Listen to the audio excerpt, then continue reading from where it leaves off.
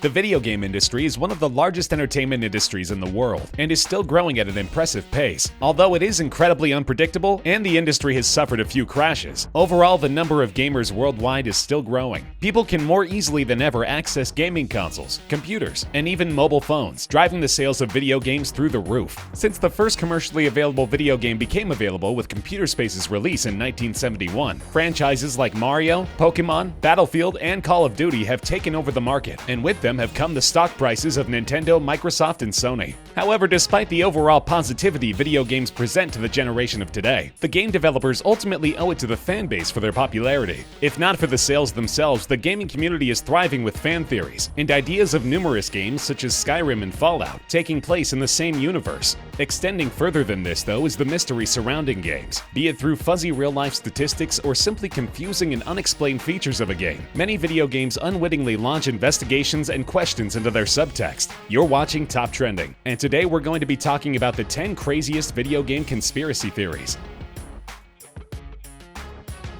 If you've ever done any research into video game conspiracy theories, you'll know that quite possibly the biggest name associated with the topic is Polybius. Of course, the number one thing that makes people question the story's legitimacy is that there is no proof that the game itself ever existed in the first place. Polybius was deployed at arcades in various suburbs of Portland, the largest city in Oregon. People would form long lines to play Polybius, and due to its gameplay causing addiction, among many other disturbing side effects, children would physically fight each other to have their turn at the arcade machine. Those who played also reported suffering from insomnia, amnesia, night terrors, hallucinations, unexplained anger, seizures, and even full-blown insanity. These effects overlap with those experienced by participants of the CIA's Project MK Ultra. This fact could possibly explain reports of mysterious men dressed in black suits attending the site of a Polybius machine periodically and downloading unknown data from the machine before promptly leaving. Unfortunately for those heavily interested in Polybius history, the myth surrounding the game has been disproven until the presentation of undeniable evidence gets thrown into the light, and its existence was declared debunked by Snopes in 2007.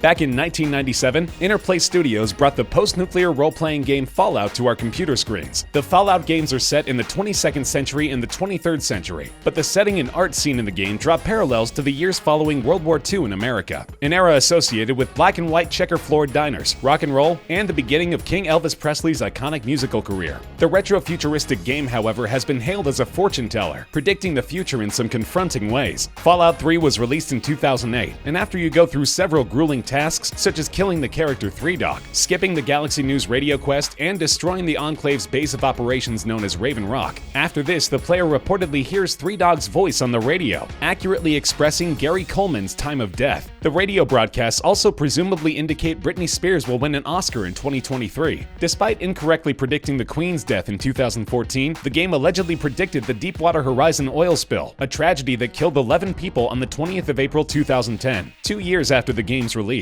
The message gives numbers 945-420-2010, which can be read as 945 in the 4th month on the 20th day in 2010, with the description accident engulf, several dead, oil spill apparently averted. This message is also eerily comparable to BP's Day 1 assessment of the oil spill, where they detailed that the well was not leaking, when in reality it did. Whether you believe it or not, you may find yourself looking at the clock on the 6th of July 2027. If this conspiracy is to be believed, at 1:27 on this date, the world may just end. A lighter theory is that the darker parts of the mainstream Mario series, such as Mario kicking Koopas around, stomping Goombas, and running over lava to save the princess, only actually happen once in Super Mario Bros. 1. Apparently, Super Mario Bros. 2 is a depiction of Mario constantly dreaming about the events he experienced in the first game. Super Mario Bros. 3's flat worlds, curtain atop the screen, and stage blocks that hang from the sky or ceiling all lead to the idea that Super Mario Bros. 3 is a stage performance, and the fan theory is this is even supported by Nintendo's own Shigeru Miyamoto. In all likelihood, Mario and the rest of the cast were never in any real danger in the second and third installments of the franchise. In Super Mario RPG, Bowser is portrayed as a good character. Super Mario Sunshine and Super Mario 64 don't have levels, but possess what is known in the game as episodes. The games in the Mario Party series clearly draw parallels with reality TV game shows. The flying Koopas, known as Lakitus, which pull you back to the levels on a fishing rod, sometimes can be seen holding stage lights or cameras. All of this evidence points to the fact that since Super Mario Bros. 1, or perhaps even including this game as well, every single Mario game has in fact been a play, a reenactment, or a movie, rather than a genuinely risky and threatening adventure. The war between consoles rages on with every new release. Fans of Microsoft and Sony can constantly be seen sparring over whether the latest installment of the PlayStation or the Xbox is better on all corners of the internet, and we'll probably be seeing this for years to come. However, the considerable majority of almost 60% of all sales of the Elder Scrolls' fifth and most noteworthy mainstream game Skyrim occurred on the Xbox 360, which was a massive win for Microsoft against their Japanese-based counterpart. Not only is Skyrim's vanilla gameplay completely remarkable in and of itself, but if you've had all your fun from quests and side quests depleted, the more tech-savvy members of the Skyrim community are still developing mods for the everyday players. Nexus Mods alone has over 56,000 mods and counting. Even though this is a massive amount of additional content, there is still one mystery in the base game that nobody has been able to definitively solve. What is the significance of the bugs in the jars? Across the map in Skyrim, you can find a bee, a butterfly, a dragonfly, a moth, and a torch bug, each in their own jar. The sites where each insect is found, respectively, are the Golden Glow Estate, the Alchemist's Shack near Varstead, Burguk's Longhouse in Dushnik Yal, the Duskglow Crevice, and the first floor of the Frostflow Lighthouse. When you visualize the locations the runes on the jars dictate on the map of Skyrim, they form the image of a pentagram. If you delve deeper into the conspiracy, you find more significant locations forming another pentagram, and at the center is a Shrine of Talos. So what's next? Well, nobody's sure, but committing genocide on the local townspeople, slaughtering numerous dragons, and placing the bug jars just about anywhere you can think of has so far yielded no results. So your guess is as good as ours. But some players and theorists believe that these bug jars, when placed correctly in whichever location they may be, are the key to starting the Skyrim apocalypse. Dubbed by Kotaku as the creepy game that no one has ever played, the Russian horror adventure game KILLSWITCH sure has a lot to live up to. Despite being an urban legend from the year 1989, much as Polybius is, we do know for certain that in one form or another the game does and likely still does exist. However, the indiscernible part is just how scary you want to believe the story is. When Carvina released the game, there was a very limited release, supposedly to the tune of only 5,000 copies. The game featured two characters, Porto and Gast. Porto was a human woman that could not attack, and gameplay with her seems to be like that of a point-and-click game. With Gast, the player could engage the undead workers and other demons of the mine in combat. However, Gast is an invisible demon, not only invisible to the enemies, but also completely invisible to the player. When the player runs out of its charge to attack with fire and steam, Gast is rendered useless and unplayable. Due to this, to this day, there is no proof of anyone ever completing the game with Gast. What's more, upon ascending to the top of the mine and winning as Porto, the game KILLSWITCH deletes itself, wiping all evidence of its existence from your computer. It would be incredibly unlikely for anyone to find a genuine unopened copy of the game to experience the mystery for themselves. However, in 2005, a Japanese man purchased a copy of the game still in its shrink wrap for over $730,000. The man originally said he was going to document his gameplay to any audience interested in watching. To this day, the only video he has posted on the subject is of him crying with the character selection screen visible in the background. EA has been in hot water recently over its reaction for public backlash over their microtransactions in the game Star Wars Battlefront 2. Although the international gaming company only has themselves to blame for their poor reception on Reddit, there is another game brought out by the company with an even more appealing point to prove. Since 1999, Madden NFL has selected NFL players other than its namesake John Madden to appear on the cover of the football game. In each year following 1999, most years' installments of the game have shown a great misfortune to come for the starring player in the following season. In 1999, Garrison Hurst starred on a version of the game's cover and suffered a serious ankle break, removing him from the game until 2001. In 2002, Dante Culpepper starred on the cover of Madden and suffered a debilitating back injury, ending his season in the 11th game of that same year. Madden NFL 2004 featured Michael Vick of the Atlanta Falcons. Not even a week after the game was released that year, Michael broke his right fibula, a bone in his lower leg. He was only able to participate in the final 5 games of the season, but his team finished poorly in the standings. The Falcons' record was 5 wins to 11 losses, whereas the year before they claimed 9 victories and a draw to 6 losses. 3 years after this, Michael Vick was arrested for his position in an illegal dogfighting ring and served a little less than 2 years in prison. Other victims of the Madden curse include Donovan McNabb, Sean Alexander, Drew Brees, Peyton Hillis, and many more. Of course, it's almost certainly a coincidence rather than EA going around and deliberately fixing games and ruining lives, but the speculation surrounding the topic is quite enthralling and certainly a fun theory to consider.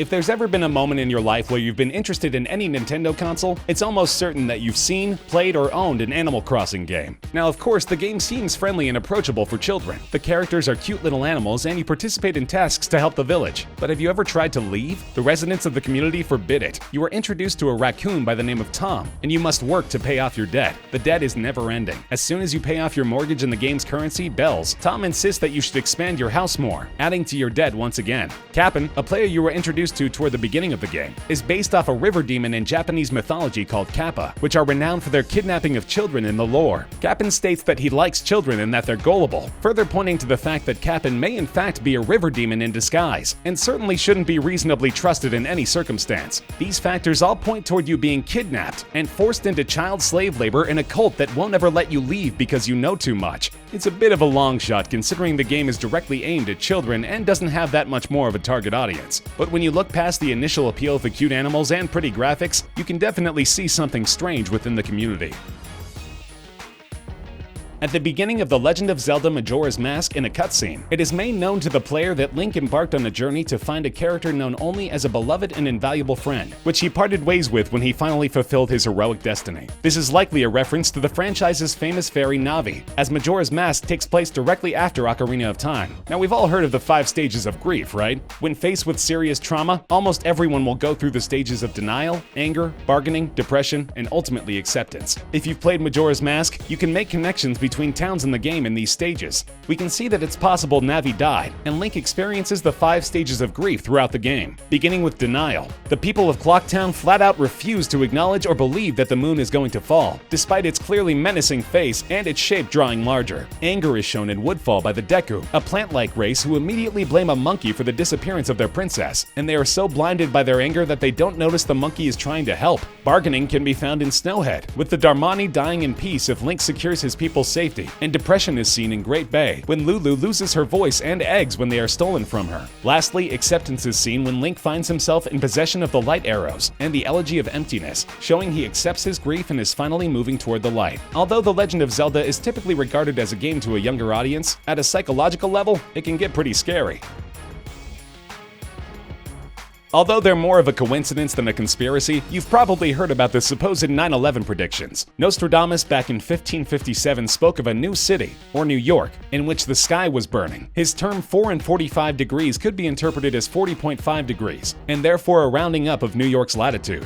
Another famous so-called prediction stems from a 1997 Simpsons episode, where a magazine is shown with a silhouette of the Twin Towers behind a bus company's deal price of $9, spelling out the numbers 9 and 11. In video game culture, though, there is only one instance that really stands out, and that's Deus Ex. The game we're talking about is the first game in the Deus Ex series. The game was released in the year 2000, the year before the attack on the World Trade Center. Due to video games only just beginning to develop considerably bigger maps with more interactable objects, the hardware required for reliable memory couldn't keep up for the price one would expect to pay for a video game. Among other landmarks, the Twin Towers were removed from the game due to the aforementioned memory issues, probably because of their size compared to other buildings in the city. The 2000 game claimed that the reason the towers weren't there was because they were targeted and destroyed in a terrorist attack sometime between 2000 and the game's setting in 2052. Just over a year later, the towers themselves were destroyed in the real world by a terrorist attack. Again, probably more of a coincidence, but what an incredible coincidence it is indeed.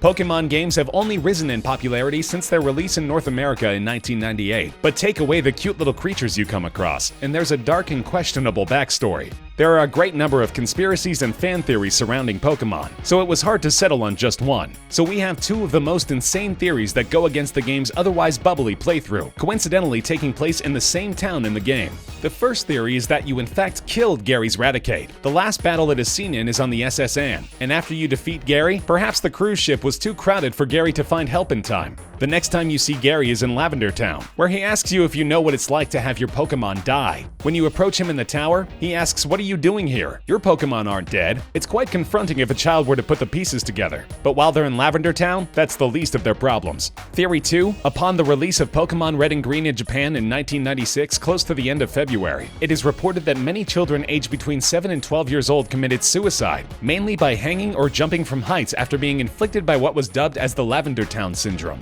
At least 200 children are supposed to have ended their lives after listening to the town's theme, and those that weren't too badly affected reported impossible excessively painful headaches. Other sources have discredited this theory and said the numbers were greatly exaggerated. Perhaps the children merely grew attached to the fun and appealing nature of the game, but upon entering Lavender Town, where the children are directly confronted with slow music, sad people, and the death of Pokemon, it may just have been too much for some children. And only a handful, but still some that played, did actually end their own lives. Of course, it's hard to pinpoint any direct correlation between the game and any child suicides at the time, but I bet you won't look at Lavender Town the same again.